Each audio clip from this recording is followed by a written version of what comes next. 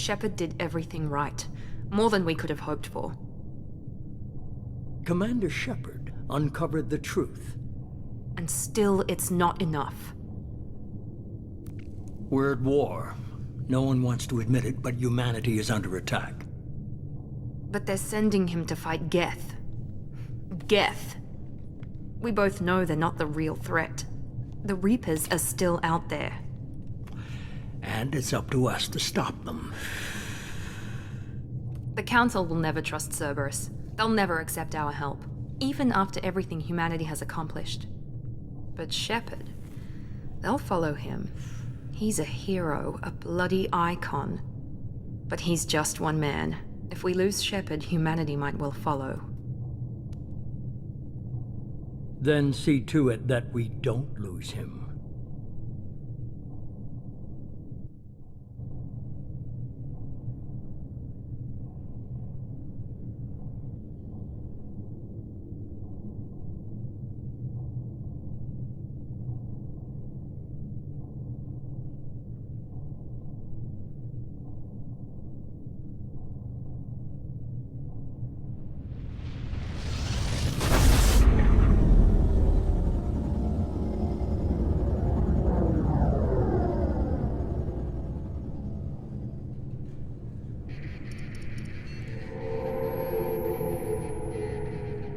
Disengaging FTL drives. Emission sinks active. Board is green. We are running silent. We're wasting our time. 4 days searching up and down this sector, and we haven't found any sign of Geth activity. 3 ships went missing here in the past month. Something happened to them. My money's on slavers. The Terminus system is crawling with them. Picking up something on the long-range scanner. Unidentified vessel. Looks like a cruiser. Doesn't match any known signatures. Cruiser is changing course. Now on intercept trajectory. Can't be. Stealth systems are engaged. There's no way a Geth ship could possibly... It's not the Geth. Brace for evasive maneuvers!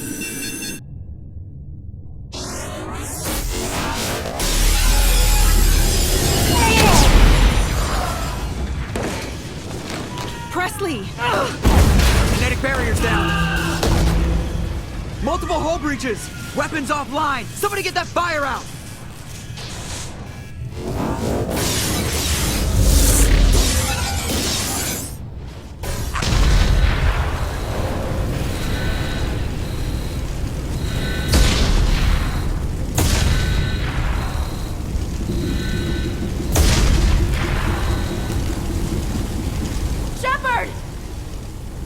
Distress beacon is ready for launch. Will the Alliance get here in time?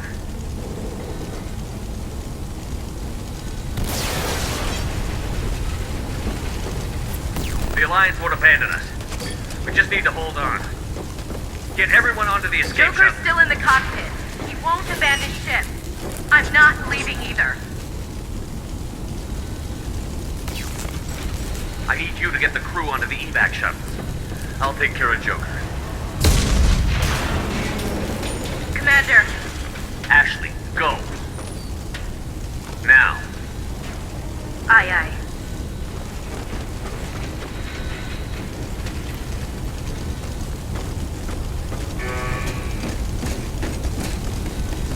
Everybody in. Go, go, go!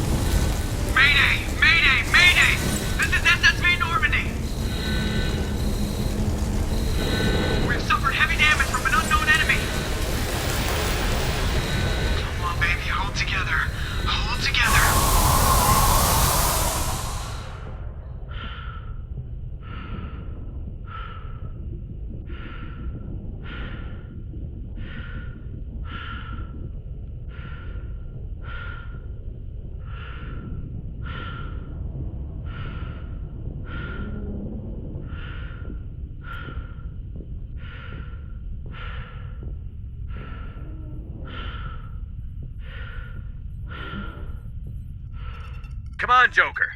We have to get out of here. No, I won't abandon the Normandy! I can still save her! The Normandy's lost. Going down with the ship won't change that. Yeah, okay. Help me up. They're coming around for another attack!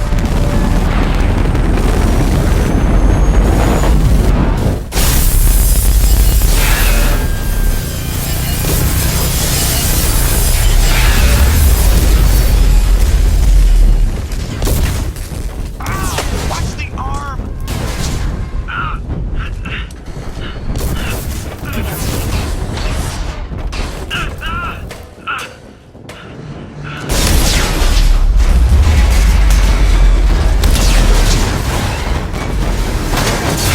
Commander! Shepard!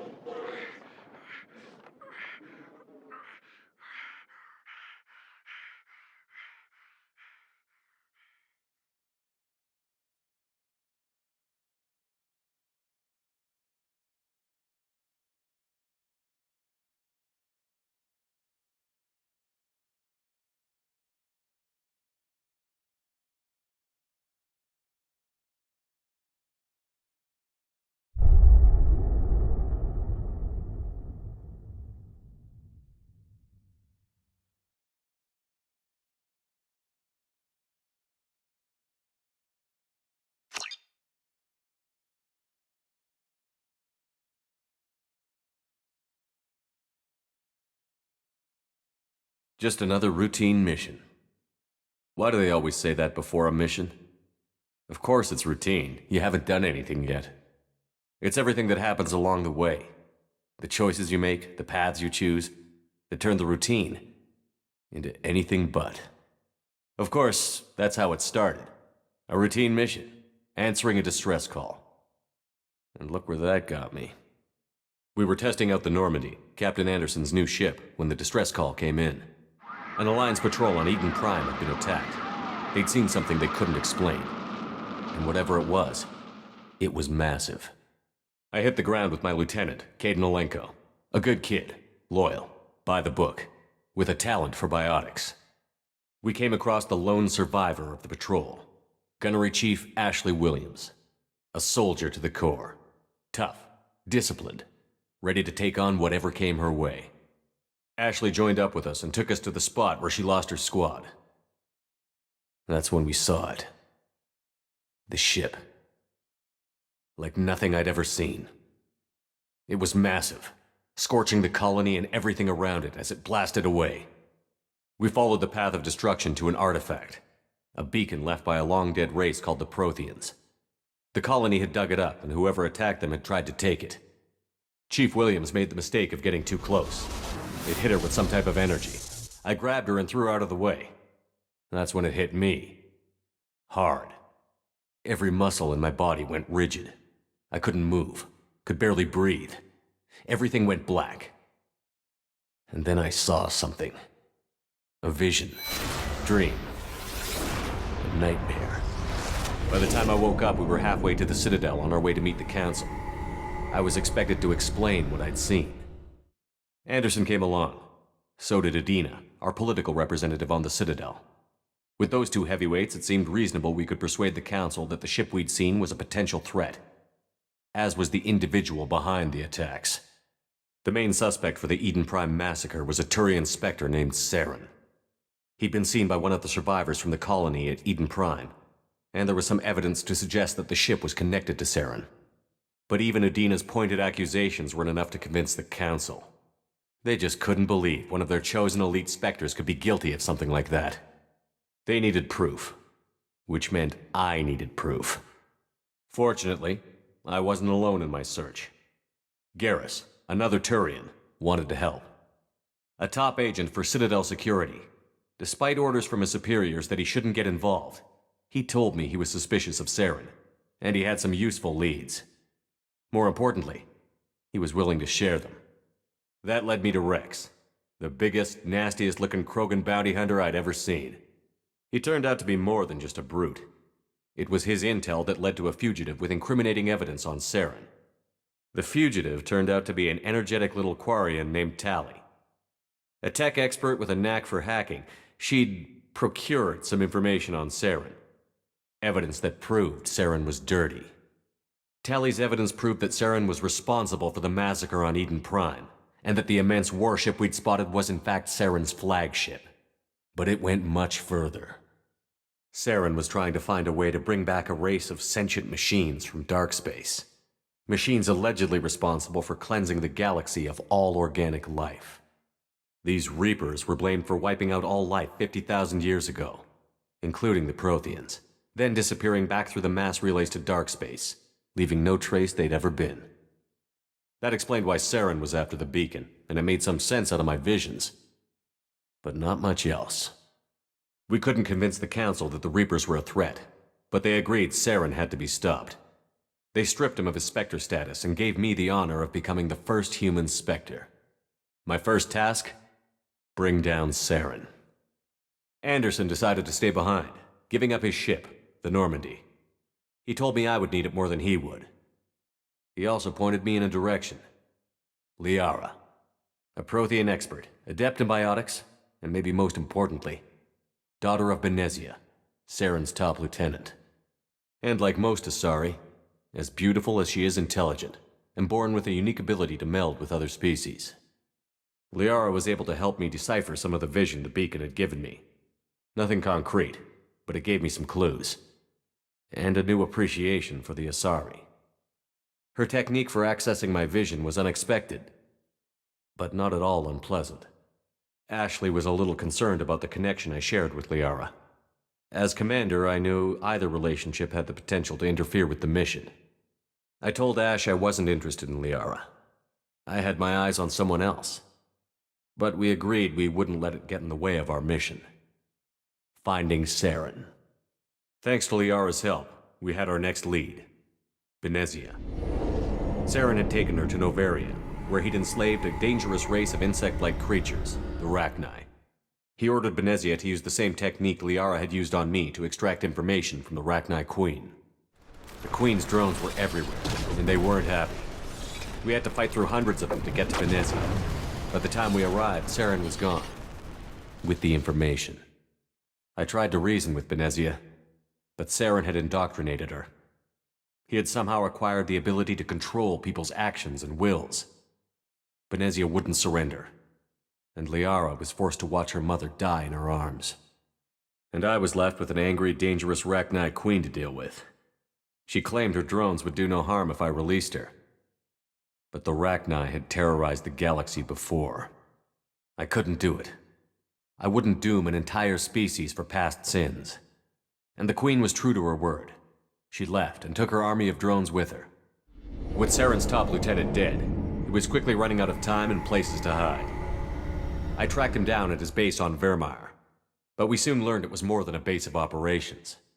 It was a breeding ground. Saren was breeding an army of Krogan. He'd found a cure for the genophage, a disease inflicted on the Krogan to prevent them from breeding and taking over the galaxy. But the Krogan Saren was breeding were slaves, mindless beasts that obeyed Saren's will. I had to destroy the base, and all its research. Rex disagreed. Violently. Rex wanted the genophage cure for his people. I tried to convince him to help me destroy it, that these Krogan weren't real. But he wouldn't back down. He just couldn't be reasoned with, and I couldn't let the base be saved, even if it meant curing the Krogan. Saren had to be stopped. When we finally got to the center of the base, I realized just how close Saren was to completing his plan. He was already in communication with the Reapers.